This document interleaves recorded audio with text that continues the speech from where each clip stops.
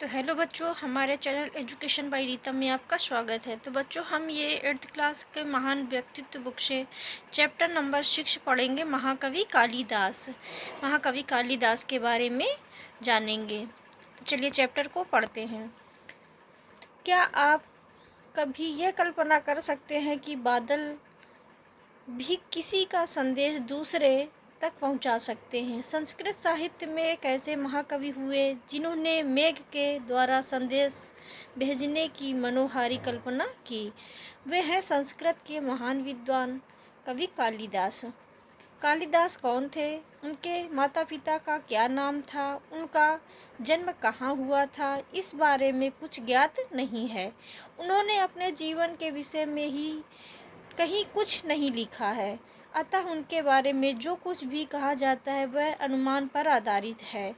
मतलब इनके बारे में कोई जानकारी नहीं और इन्होंने अपने बारे में कुछ लिखा ही नहीं, तो लोगों को जानकारी नहीं है। कहा जाता है कि पत्नी विद्योत्मा की प्रेरणा से उन्होंने माँ काली देवी की उपासना की, जिसके फलस्वरूप उन्हें कविता करने की शक्ति प्राप्त हुई और वह कालिदास कहलाए। कविता करने की शक्ति प्राप्त हो जाने के बाद जब वे घर लौटे तो अपनी पत्नी से कहा, अनावृतम कपाटम द्वारम देहि, अर्थात दरवाजा खोलो। तो पत्नी ने कहा, अस्ति कश्चित वागीशेषा, वाणी में कुछ विशेषता है। कालिदास ने यह 3 शब्द लेकर 3 काव्य ग्रंथों की रचना की। अस्ति कश्चिद वाग्यशेषः, तो इन्हीं तीनों शब्दों को लेकर उन्होंने क्या किया? काव्य ग्रंथों की रचना की। अस्ति से क्या है?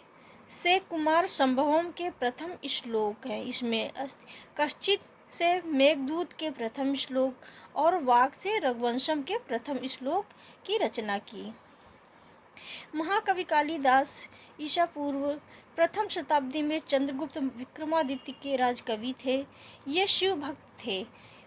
उनके ग्रंथों के मंगल श्लोकों से इस बात की पुष्टि होती है। मेघदूत और रघुवंशम के वर्णनों से ज्ञात होता है कि उन्होंने भारतवर्ष की विस्तृत यात्रा की थी। इसी कारण उनके भौगोलिक वर्णन सत्य, स्वाभाविक और मनोरम हुए। तो चलिए उनकी हम रचनाएं जान लेते हैं। तो ये महाकाव्य है रघुवंशम और कुमार संभवम।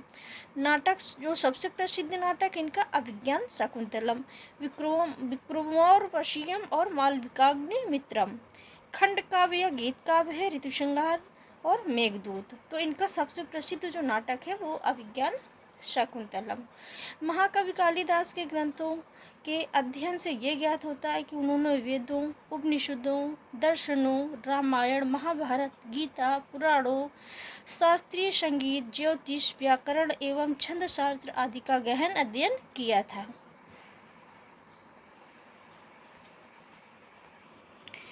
महाकवि कालिदास अपनी रचनाओं के कारण संपूर्ण विश्व में प्रसिद्ध हैं।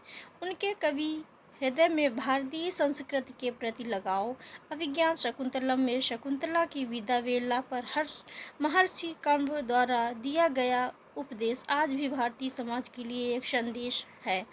अपने गुरुजनों की सेवा करना, क्रोध के आवेश में प्रतिकूल आचरण न करना, अपने आश्रितों पर उदार रहना, अपने ऐश्वर्य पर अभिमान न करना, इस प्रकार आचरण करने वाली स्त्रियां गृहलक्ष्मी के पद को प्राप्त करती हैं। ये इसमें लिखा गया अभिज्ञान शाकुंतलम। महाकवि कालिदास का प्रकृति के साथ घनिष्ठ संबंध रहा है। वे प्रकृति के सजीव और मानवीय भावनाओं से परिपूर्ण मानते थे। उनके अनुसार मानव के समान वे भी सुख दुख का अनुभव करती हैं। शकुंतला की विदाई वेला पर आश्रम के पशु पक्षी भी व्याकुल हो जाते हैं। हिरनी कोमल कुश खाना छोड़ देती है, मोर नाचना बंद कर देते हैं और लताएं अपने पीले पत्ते गिराकर मानो अपनी प्रिय सखी के वियोग में अश्रुपात करने लगते हैं। ये भी कहाँ की पंक्ति है? ये अभिज्ञान शाकुंतलम की है।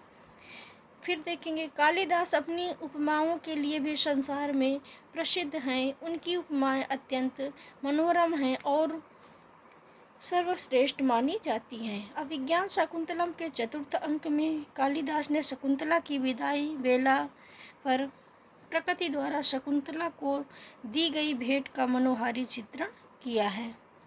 किसी वृक्ष ने चंद्रमा के तुल्य श्वेत मांगलिक रेशमी वस्त्र दिया, किसी ने पैरों को रंगने योग्य अलाक्तक आलता महावर प्रकट किया, अन्य वृक्षों ने कलाई तक उठे हुए सुंदर किशलयों कोपलों की प्रतिस्पर्धा करने वाले वन देवता के करतलों हथेलियों से आभूषण दिए।